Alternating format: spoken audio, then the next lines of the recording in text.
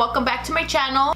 Don't forget to subscribe so you can join my little YouTube family. So here we go with what I promised. I'm gonna get into my whole fitness journey, and this is gonna be my first episode. So starting off, I think that it's very appropriate for me to start off with my whole hypothyroidism. That's a tongue twister for me. So with my thyroid issue, and the reason why I want to start there is because that's where the issue began, and I think it's important for me to kind of share my experience with you. I know it's very common in women. I just looked up the percentage of women with thyroid issues, and it says up to 60% of those with thyroid disease are unaware of the condition. Women are 5 to 8 times more likely than men to have thyroid problems. 1 woman in 8 will develop a thyroid disorder during their lifetime. How it all started for me was, I remember about 2 years ago, I didn't know that I had it, but I knew something was wrong. So how I became aware of it was because I went to the doctor. But prior to that, I noticed that I was gaining weight very rapidly, and I didn't know why. Like I mentioned in my intro video, I never changed any of my habits. I was still eating the same things, and I was still working out the same, so I didn't really understand why I had gained so much weight so fast. So with that, I was like, what the hell's going on with my body? You know, I can't be gaining so much weight. Like the first thing I noticed was my jeans. Like my jeans were not fitting me, and I was like, what the hell? So my jeans didn't fit, and I was like, that's so weird. I've been like the same size forever, which has always been a size 5 to 7, and I was like a 10 or something. So that was just the beginning though. Like that was just the beginning. So anyways, I kind of just brushed it off. I was like, there has to be something wrong. I don't understand. So later on, I started noticing that I became very anxious. I was super anxious. Like any little thing would trigger me. My palms would get so sweaty. I could not get in a car to save my life. Like I was just so scared to be a passenger, and I'm just like, I was acting like I knew that if I got in a car I was gonna die. Like I would have total meltdowns. And if anybody's watching that had ever had to drive me, I am so sorry. I am so sorry, because I know I was such a pain. I would literally cry, scream, shake, pass out, you name it, I did it. And it seems so crazy because that was never an issue for me. Like, so I was very anxious, and then came the depression. I became so depressed that I didn't want to leave the house. I didn't want to go to work. I didn't want to talk to anybody. I didn't want anybody to see me. And it did have a little bit to do with the weight gain, but I wasn't so like, oh my god, I'm fat, I don't want anybody to see me. I didn't really care. Even though like my change was 60 pounds heavier, I was just like, okay, I'm gonna embrace it, and I'm gonna try to freaking get back to where I was. My depression became so severe that I had to go to the doctor, and when I went to the doctor is when she told me that I was having thyroid issues. So she gave me my levels, and she told me all the side effects that I could be getting with the medication. And if you're not aware of what hypothyroidism is, it's pretty much it's an underactive thyroid, which means that it just doesn't really produce as much hormones as it needs to. So it just makes your body very sluggish, and it affects your metabolism, your mental function, energy level, bowel movement. And it says the #1 noticeable symptoms is obesity, joint pain, infertility, and heart disease. So for me, it was obviously becoming obese and joint pain, which till this day I have it, and it sucks, especially on my back. It's just so bad. And then the whole infertility thing, that scared me, because they're like, oh my god, am I never gonna be able to have kids? But I did go to the doctor, and I did get tested, and I did all the hormone testing that I could do, and she did come back saying that I could have kids. So I was like, phew.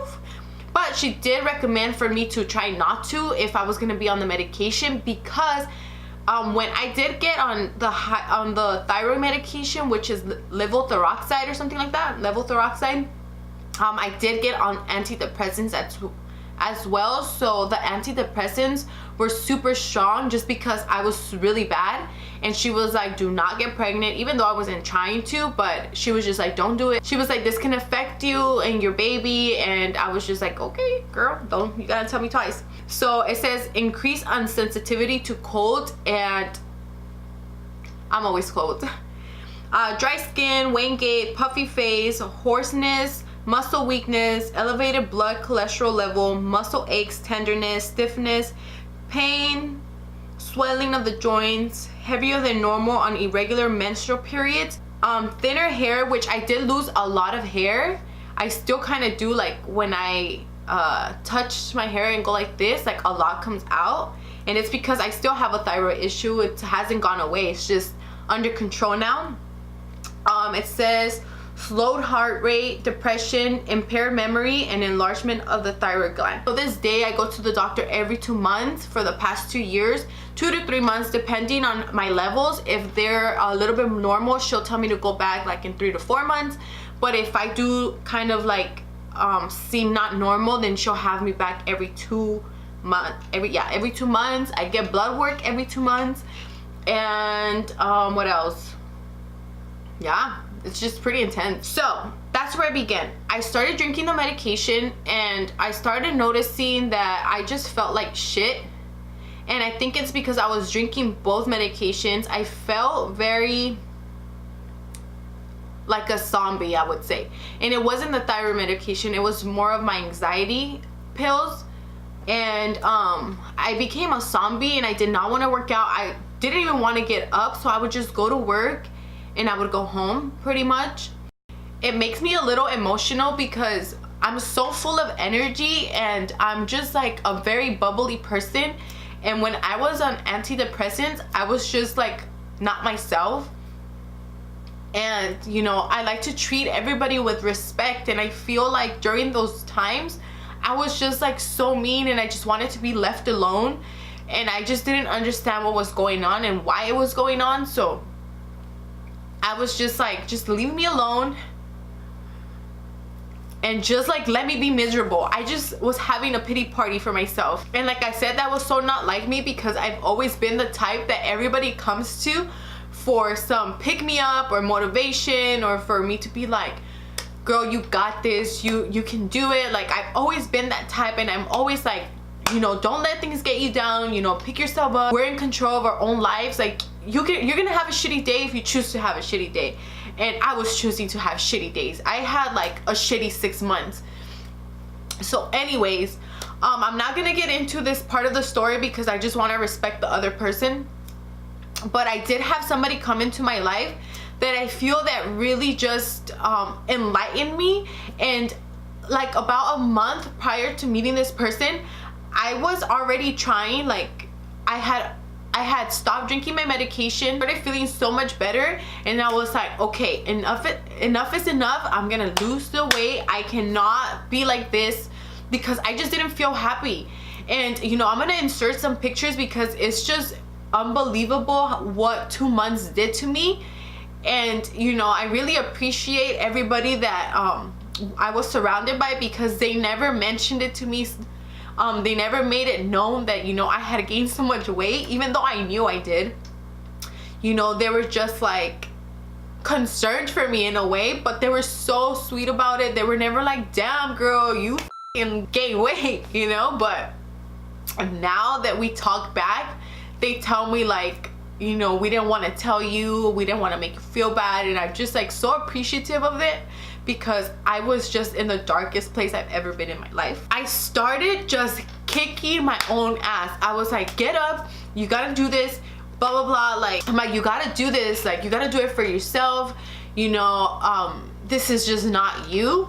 So my days look like this. I would get up at 5 in the morning, like 4:30 in the morning. I would get ready and I would go to work from 6 to 2, and I would get off at 2, and I would go hiking every single day for like, I think 4 months, constantly hiking every day.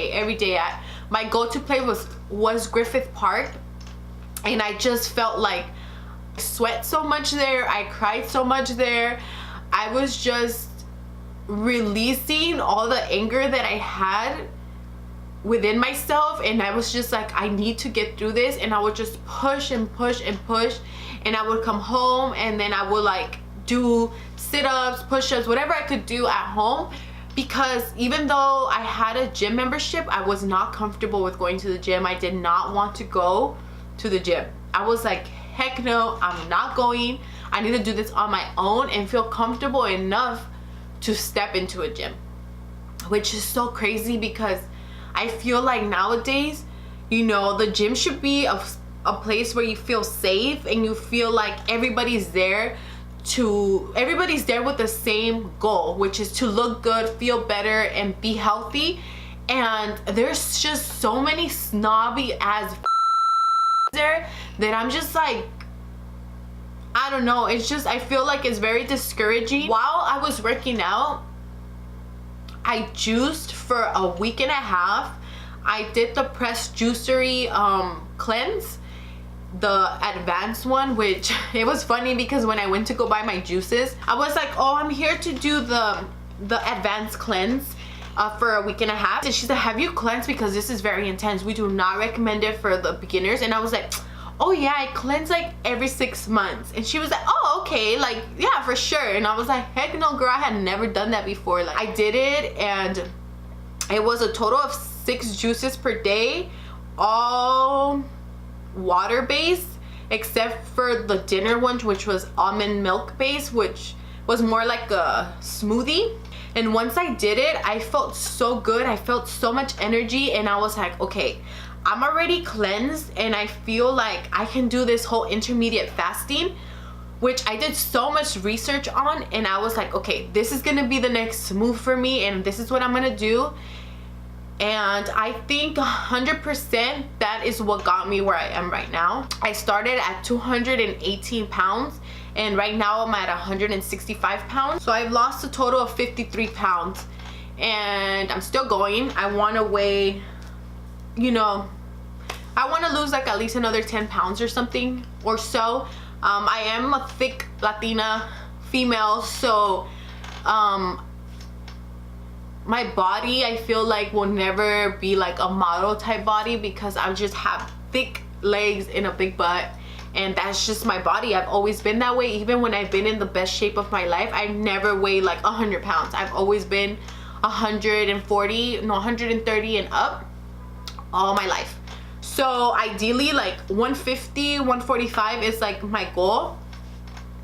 And anyway, so when I started intermediate fasting, I just went straight into it. I would wake up and I would not eat anything. So I was doing the 16-8 method, involving fasting every 14 to 16 hours. So my eating window was like from 3 o'clock, no, like from 3 to 4 o'clock till like 8. But I just ate one meal, and it was a really good, like, I would just eat a good one meal, which kept me going. And you know, I'm a coffee drinker, and I stopped drinking coffee because, you know, some people say that it's fine if you just drink black coffee, but I remember listening to Joe Rogan, and he was like, if it has calories, then it's not fasting.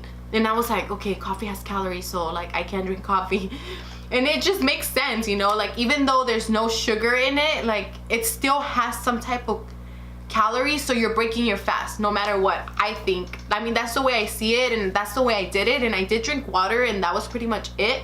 And I was just eat it, and that was it. I wouldn't even think about like, oh, I want like a fat, juicy, whatever. At the time I was vegetarian, so I wasn't eating meat, but I was eating a lot of rice. And even though you know, all those carbs, I still managed to lose the weight because of the whole fasting. And yeah, that's pretty much what I did for like 3 months. No, yeah, started in August, September, October, November, December. By December, I had already seen a significant change in my body. I had already dropped like 50 pounds, no, like 40 pounds. And then I started struggling a little bit, but I was like, I got this. And I was working out and just like, you know, eating healthier. And I stopped fasting now for the last 3 months, 3 to 4 months. I moved, so I was like, you know what, let me try something different. I'm gonna shock my body and just try to be normal, you know, have a small breakfast. And I don't do lunch, but I do dinner. And that's just what I've been doing. But like I mentioned in my intro video, I hit a plateau where I'm just like working out every day just to maintain the weight that I am right now. And I haven't really seen the drastic weight loss like I did for the first 3 to 4 months. So I do want to try new things and see what can help my body to get to where I want to be, because obviously what I'm doing now is not cutting it for me. But I don't want to fast because I feel like my body adapted to fasting, where I wasn't losing weight, I was just torturing myself. So I want to try to like go keto maybe, I don't know, because I'm not really a huge meat eater, and it seems like it's all about meat. And I just started eating meat 3 months ago, so it's just like, I don't know. I've been thinking about going back to vegetarian, but I don't know, it's just hard because I cook dinner for me and my boyfriend every night, and I would have to be cooking 2 meals, I feel. So I don't know, I'm still thinking about it, but I do want to push my body to the extreme. And for the first episode of my monthly goals, no, what am I don't even know what I'm gonna name it, but for my first episode, I'm gonna do insanity for a whole month and see what it does to my body. I'm gonna go ahead and I'm gonna weigh myself in front of the camera. I'm gonna do my measurements. I'm gonna show you what my body looks like, and then I'm gonna be updating you guys every single day for the whole month until I'm done with it, and I'll show you guys my results at the end. I'm not gonna be doing any special diet because I just want you guys to see what the program does, because there's just so many programs out there, but that's just the one that I chose to do. And yeah, I'm super excited about that. So that's probably gonna be my first fitness challenge that I'm gonna do. And then I'm probably gonna do the whole keto diet, where I'm just gonna go keto. I'm not gonna do any extreme workouts. I'm not gonna do anything extreme, just kind of do the whole eating part of it and see if it even does anything. I know a lot of people that are on it and it is working for them, so I want to see if it works for me. And you know, I'm gonna just be doing stuff like that. I don't know, I'll see what I decide to do, but I want to document every single moment of it. And then yeah, hopefully I get somewhere in between these monthly videos that I'm gonna be doing. So that was just a small intro to my journey of where I've gone from like last year to now. And like I said, I'm gonna insert some pictures. I don't know if I probably already did, but I want you guys to see the changes. So yeah, that's pretty much my story. It's like nothing extreme, but I just want to give you guys a little bit of a back story to my journey, and then yeah, see where it goes from here. Thank you guys so much for sticking around. I hope you guys enjoyed this video, and I'll see you guys in my next one. Bye bye.